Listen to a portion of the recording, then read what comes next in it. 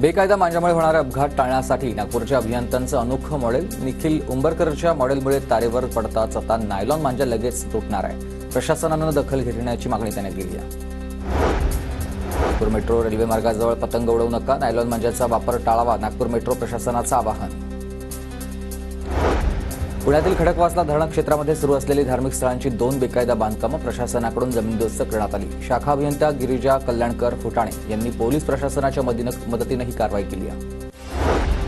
बीडच्या केज तालुक्यामधल्या कळंबामधील प्रियंका इंगळे सांभाळणार खो-खोच्या भारतीय संघाच्या कर्णधार पदाची धुरा आजपासून खो-खो वर्ल्ड कपला सुरुवात झाली आहे। एकूण 21 देशांचा सहभाग असेल।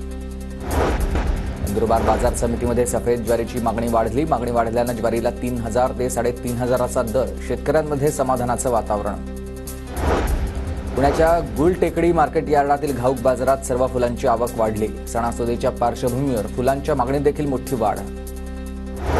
गोंदिया जिल्ह्यात आतापर्यंत 2057 हेक्टर क्षेत्रात रोपवाटिकेची लागवड, जिल्ह्यातील शेतकऱ्यांकडून धान पिकांची सर्वाधिक लागवड। पुण्याच्या राजगडमधील अमृतेश्वर महाविद्यालयाच्या ग्रंथालयात वाचन संकल्प महाराष्ट्राच्या उपक्रमाला सुरुवात। विद्यार्थ्यांना वाचनाची आवड निर्माण व्हावी यासाठी उपक्रम।